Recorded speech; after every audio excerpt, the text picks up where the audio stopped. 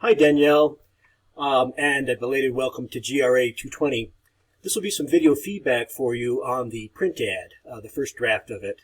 And if you have any questions, don't hesitate to reach out. You'll have from now until the end of the term to work on these two basic exercises: the print ad and the animated banner. Danielle, when I opened your Illustrator file, I wanted to point out a few things. It's prompting me to find images. Now, this is the difference between linking and embedding. If you link an image, it'll exist externally, probably on your hard drive, and I won't be able to see it. So I'm just going to click through these things, ignore it, and I'll show you how to link images. So it's quite a few images that you've used. I'll show you how to embed images. So if you don't embed images, this is what you get, okay? And no big deal. I can also open your file in Acrobat, and I will see the images. I'll do that shortly. Just quickly, let me address a few things here. Be careful about running type or any useful information so close to the edge. Magazine ads are trimmed, and so you want to back this away from the edge. Now, you've got everything on layers. That's great, and I can turn them on or off at will. Your file structure is superb. The only thing is linking. Now, how do I link? Okay, so I'm going to go up under, that's off screen here, but it's File,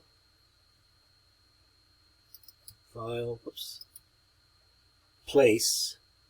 You can see that here. Now, here's where it gets a little tricky. The Adobe interface for this is very, it's hidden. And you want to make sure that this little box down here is not checked. Because if it's checked, then you will be linking rather than embedding.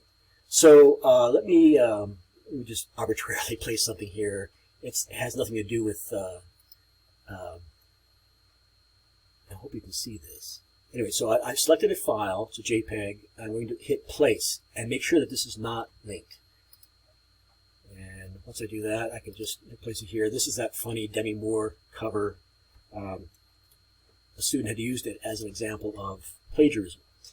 Okay, so that's how to do it, all right? How you embed images rather than placing them. So now I'll take a look at it in Acrobat. This is very nice, very competent. Once you get the images in there. Are you a graphic design major? This is pretty competent. I like the palm fronds. They don't look like cannabis, which is good, or they're far enough away from that. And they also reflect the shape of the logo, or part of the logo. I think that's good. I'm not sure, just you have the ingredients. You've got, I think, a good mix of imagery.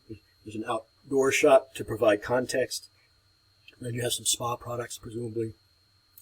That's good. I don't know. I think these circles are a little heavy-handed.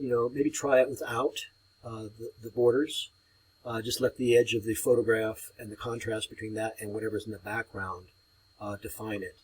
And then, as I said before, back this type off the edge. Maybe about 1/4 of an inch at least. And you've got the ingredients now. Move them around. I like the asymmetry. You might be able to play more with contrast to scale. And by that I mean, let's go back to the Photoshop file. Maybe you can make these much smaller, perhaps even overlap. Another way that you can tell whether an image is embedded or linked is whether you get an X through the picture box. And so here, I know that it is linked because there's an X in the box here too. So, and consider bleeding too. Maybe these semicircles could be not only larger, but get rid of that, but also bleed off the edge, and that will make things more interesting. I'm getting bogged down here. It's a large file. I think you get the idea, though. I'll leave it here, Danielle. Really great job. It just needs a little bit of refinement, too. And be sure to bring your visual elements into the web banner.